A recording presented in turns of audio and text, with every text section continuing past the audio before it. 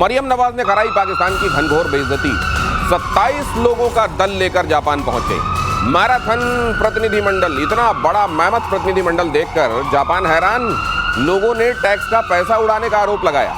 अब मरियम नवाज, मुझे ऐसा लगता है कि उनको भी लगता होगा कि अगर मुनीर अपनी धमक इस समय दिखाने में लगे हुए हैं, शहबाज शरीफ अपना रौला जलवा दिखाने में लगे हुए हैं, तो वो भी किसी से कम तो है नहीं, उसी परिवार से आती हैं। नवाज शरीफ, शहबाज शरीफ, मरियम नवाज। अब उनको भी ये लगता होगा कि मेरे बारे में भी थोड़ा कम से कम दुनिया को जानना चाहिए कि मैं भी कितना रसूख रखती हूँ पाकिस्तान में। असल में डेलीगेशन को लेकर दूसरे देश को बताया जाता है कि हम कितना बड़ा डेलीगेशन लेकर आ रहे हैं। दूसरे अपने देश में भी उस व्यक्ति के रसूख के हिसाब से ये तय होता है, उसके कद, उसकी पोजीशन, उसके डेजिग्नेशन के हिसाब से तय होता है कि वो कितना बड़ा प्रतिनिधिमंडल लेकर जाएगा। मरियम नवाज इतना बड़ा प्रतिनिधिमंडल लेकर क्यों चली गई कि जापान मुंह बाय देखता रह गया कि ऐसे कैसे आ गए। जनरल सिन्हा, ये इसमें होता तो यही होगा ना कि सब चीज़ें तय होती होंगी, दूसरे मुल्क को भी बताया जाता होगा। देखिए, आप जब जाते हैं जापान ऐसे कंट्री में और 27 लोगों को लेके चले जाते हैं और उनको ये वहाँ पर तो ये चल रहा था वर्ल्ड ट्रेड सेंटर का एक उन्होंने मेला लगाया हुआ है, उसमें पहुँची। और वहाँ पर क्या है, जनरली आप उनके साथ व्यापार करेंगे, खोलेंगे अपने को। पाकिस्तान ऐसे देश में जहाँ पर भी कुछ भी नहीं है, तो लोगों को आश्चर्यचकित होना और वहाँ के लोगों को ये कहना कि आप पैसा उड़ा रहे हैं, एब्सोल्युटली बनता है। हाँ।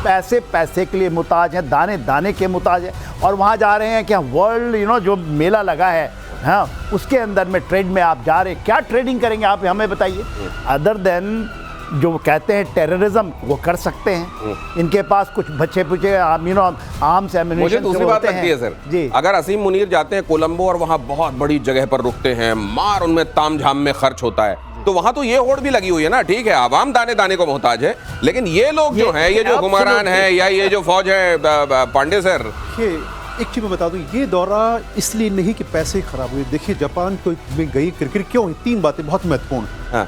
ये क्या है, चीफ मिनिस्टर हैं पंजाब की। हाँ। तो आप एक राज्य का दल लेके जा रहे हैं, नंबर 1। आप इन जो 27 लोगों के सामने बैठे, कितने जापानी बैठे? 2 जापानी बैठे। क्योंकि आपकी नेशनल टीम हो तो बात अलग है। तीसरी बात कि जहाँ ये गई वहाँ पर, जैसे यहाँ पर इनको एक क्लासरूम में एड्रेस करना था, उसमें आधी क्लास में गायब हो गए क्योंकि नोबडी वाज शोइंग इंटरेस्ट। साथ में इन्होंने अपने पोस्टर्स पीछे लगवा दिए। और कहा जा रहा है कि 27 तो ऑफिशियली थे, टोटल 200 लोग गए हैं। सारे परिवार के लोग हैं। मुझे लगता है कि आओ चलो आओ तुमको जापान घुमा के लाएं वाला हिसाब कर दिया इन्होंने। और ये हैं मुख्यमंत्री और वहाँ का प्रधानमंत्री भी जाता। अगर शहबाज शरीफ भी जाते तो शायद इतना बड़ा डेलीगेशन लेकर ना जाते। इधर से 27, उधर टेबल से 2 बैठे हुए। आप समझ लीजिए जापान कितनी इज्जत दे रहा है। अगली खबर देखिए, बांग्लादेश में पाकिस्तान के खिलाफ गदर। पाकिस्तान के विदेश मंत्री के खिलाफ विरोध। ढाका में पाकिस्तान के खिलाफ सड़क पर जनता। 1971 नरसंहार केस में माफी की मांग। अब ये बांग्लादेश कभी समझ में नहीं आ रहा है। बांग्लादेश कभी क्लियर ही नहीं कर पाया उसको करना क्या है। एक समय यह लगा था कि शायद पाकिस्तान के साथ रहते हुए उसकी सांसें घुट रही हैं। भारत की तरफ उसने मदद का हाथ बढ़ाया था। भारत ने खुद एट्रिशन झेला लेकिन बांग्लादेश को आज़ाद कराया। अब ठीक है, 1971 वाली वो बातें भी याद आ रही हैं। बहुत सारी चीज़ें ऐसी भी हैं जो पाकिस्तान को लेकर उसको गवारा नहीं है, लेकिन फिर वो रवैया क्यों दिखाई देता है जहां हिंदुओं के ऊपर अत्याचार होता है, हिंदुओं की मॉब लिंचिंग की जाती है, हिंदुओं की महिलाओं के साथ अनाचार दुराचार किए जाते हैं। और फिर यहाँ पर ये जो है, ये खबर तो आप देख ही रहे हैं। ये कंफ्यूज्ड कंट्री है क्या सर? देखिए, कंफ्यूज तो नहीं है, बहुत सातराना है, खासकर यूनुस के अंदर में। मोहम्मद यूनुस बहुत सातराना है। मगर क्या है, क्या अफेक्ट हुआ है? ऑपरेशन सिंदूर का अफेक्ट वहाँ दिखाई दे रहा है। उन्होंने देखा 4 दिन में लपेट दिया, क्योंकि ये भी बहुत उछल रहे थे। कभी जा करके चाइना से लेकर आ जाते थे, कभी तो इन्होंने कह दिया कि 7 जो राज हैं वो एब्सोल्युटली बंद हैं, हम उसके गार्डियन हैं। तो ये जो चीज़ें की, मगर भारत ने भी जो इनको लगाया है ना, जो चाबी लगाई है, वो उसका असर आप देख रहे हैं। क्योंकि उनके ही सलाहकार जो फॉरेन ये हैं सलाहकार, वो कह रहे हैं कि 3 जो शर्तें हैं, पहले तो ये माफ़ी मांगो हमारे से, फिर हमारे पास 2 शर्तें हैं। एक शर्त है कि शायद बहुत सारे बांग्लादेशी पाकिस्तान में और पैसे खा गए। 70 में बहुत बड़ी वहाँ पर त्रासदी आई थी बाढ़ की, और बहुत पैसे आए थे। वो पैसे पूरा इन्होंने गटक लिया, आज तक नहीं दिया। वो बिलियन एंड बिलियन डॉलर्स हैं। तो वो मांग रहे हैं, ये 3 शर्तें हैं। लेकिन सर, अब इसमें सवाल ये है कि अगर आप शातिराना है, ठीक है, ये बात समझ में भी आती है। आ रहा हूँ पांडे सर, आप ही के पास आ रहा हूँ। अगर ये शातिराना है तो कम से कम अपना भला तो कर लें। अच्छा खासा तरक्की की राह में बांग्लादेश जा रहा था, उसका मटियामेट कर लिया। अब इनको कुछ एक चीजें याद आ रही हैं, उस राह में बढ़ते चलते ना फिर जिसमें आगे आप जा रहे थे। देखिए, जो इस समय बात हो रही है बांग्लादेश की, इसके पीछे दो चीजें हैं। हाँ। बांग्लादेश में चुनाव की घोषणा हुई है कि भाई हम फरवरी में चुनाव कराएंगे। अब प्रयास ये हो रहा है कि कौन वापस सत्ता में आए। पाकिस्तान चाहता है कि वो उसके पिट्ठू वहां पर आए, और ये वहाँ के जो लोग हैं, यूनुस साहब ने पार्टी लॉन्च की है, जहाँ तक मुझे याद आ रहा है NAC है शायद पार्टी का नाम, वो चाहते हैं वो आए। जबकि BNP वहाँ ऑलरेडी है और इस्लामी पार्टी जमात इस्लामी, दो पार्टियाँ ऑलरेडी वहाँ पर रेस में हैं। तो अब ये है कि अगर पाकिस्तान भी दखल देता है और उनकी पार्टी वहाँ बिठाने का प्रयास करता है तो सीधे से दखल होगा। तो वो कह रहे हैं भाई इनको दूर रखो। तो दूर रखने का सबसे अच्छा तरीका क्या है? 71 के जो हमारे वो हैं, 71 का तकाजा करने लगो। तो ये चुनाव को सामने रखकर असल में देखा जा रहा है। और एक बात जनरल सिन्हा ने बड़ी महत्वपूर्ण कही कि बांग्लादेश को अगर आप समझ रहे हैं कि वो असल में उसको अपने जख्म याद हैं, वो जख्म जो उसको पाकिस्तान ने दिए नहीं, तकाजा यहाँ शातिराना है, तकाजा सामने चुनावों का है और तकाजा अपने यहाँ की जनता को भी कंफ्यूज करने का है। ये खबर देखिए जरा, अब अगली खबर, पाकिस्तानी परमाणु वैज्ञानिक अब्दुल कादिर खान पर बड़ा खुलासा। AQ खान, साल 2000 में इजरायली खुफिया एजेंसी मोसाद ने AQ खान को मारने का प्लान बनाया था। मोसाद के मिशन के लिए तैयार टीम का नाम था किडोन।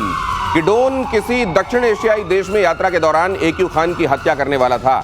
इजराइल को शक था कि खान ईरान को एटम बॉम्ब बनाने के लिए मदद कर रहे हैं। मोसाद के पूर्व चीफ शब्ताई शावित के इंटरव्यू से खुलासा, अमेरिकी हस्तक्षेप से मोसाद ने मिशन को बीच में रोक दिया। अब ठीक है, AQ खान आप जानते हैं सबसे शातिराना वैज्ञानिक, वो जिसने पाकिस्तान को परमाणु संपन्न बनाने के लिए जिसने सबसे पहले सोचा, जिसने उस दिशा में काम करना शुरू किया। आप जानते हैं कि इन्हीं के बालों की कतरन को देखकर यह पता किया गया था कि कहूटा में कहां पर यह काम चल रहा है, और भारत ने वक्त रहते पता कर लिया था।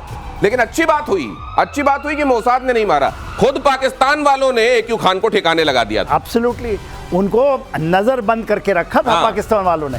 और ये देखिए, ये भारत से गए थे 52 में, पूरी फैमिली लेके गए, और क्या किया वहां जा करके, ये नीदरलैंड गए, वहां से चोरी करके ले आए पूरी की पूरी, वहां से मैप ले आए कि कैसे इनरिचमेंट करना है, और पूरी चोरी से उस जो पकड़े गए 2000 के बाद प्रोलिफरेशन के ऊपर में इन्होंने किसको बेचा? ईरान को बेचा, ये नॉर्थ कोरिया को दिया, और इन्होंने बेचा इवन लीबिया को भी बनाना चाहते हैं परमाणु संपन्न। उसके कारण इनको नज़रबंद किया गया था प्रोलिफरेशन के ऊपर में, और फिर इनको छोड़ा गया। देखिए, पूरी की पूरी एक बदर उनके पास परमाणु है कि नहीं, उसके एक बहुत बड़ा क्वेश्चन मार्क है। मगर जो AQ खान है, जो कि भारत से भागे थे 52 में, और जा करके पाकिस्तान के ऊपर में ये कहते हैं, उसके वहां तो बोलते हैं ना फादर ऑफ परमाणु। ये तो फादर, इनके नाम पर लैब का नाम रखा गया, इनको वहां के सबसे बड़े हीरो में शुमार किया गया। फिर उसी पाकिस्तान ने इनको जेल में डाला, और जेल में ही रहते रहते ये AQ खान मर गए। यहाँ भोपाल से ताल्लुक रखता था इनका परिवार किसी जमाने में, फिर वहां पर चले गए थे। लेकिन पांडे सर, ये अच्छा हुआ मोसाद ने अपने हाथ गंदे नहीं किए। इससे दो चीजें सामने आ गई। एक तो पाकिस्तान में जिनको किसी समय में हीरो तस्वुर किया जाता है, उनके साथ किसी और दूसरे समय में क्या किया जाता है, ये दुनिया ने देख लिया। और दूसरा ये भी देख लिया कि AQ खान की कोई निष्ठा पाकिस्तान के साथ नहीं थी। जहां से माल आ रहा था वहां वो टेक्नोलॉजी बेचने के लिए तैयार थे। आपने आखिरी बात कही बिल्कुल शब्दशः वो सही है, क्योंकि देखिए मोसाद को जरूरत क्या है मारने की? इस खान साहब को मारने का मुख्य उद्देश्य था कि उन्होंने जिस प्रकार से लीबिया को, सर ने भी उसका जिक्र किया कि लीबिया को, ईरान को इन्होंने वहाँ पर न्यूक्लियर्स बनाने में मदद करने का जो सुझाव दिया और जो नो हाउ शेयर किया, दैट वाज पेनफुल। और उसके लिए चाहता था मोसाद कि इनको समाप्त करें। एक चीज जोड़ो उसमें प्लीज। देखिए, वो आज इजराइल इसको मानता है कि कहीं ना कहीं बड़ी गलती हो गई। उन्होंने उस समय अमेरिकन प्रेसिडेंट के कहने पे नहीं किया था, उसने इंश्योर किया था, उस समय ये परवेज मुशर्रफ साहब वहाँ चीफ होते थे, कि इसके बाद कोई गलती नहीं होगा। यदि इनको मार देते तो शायद ईरान के पास आज परमाणु के लिए जो अमेरिका को ना ऑपरेशन चलाना पड़ता है, मिडनाइट हैमर नहीं करना पड़ता।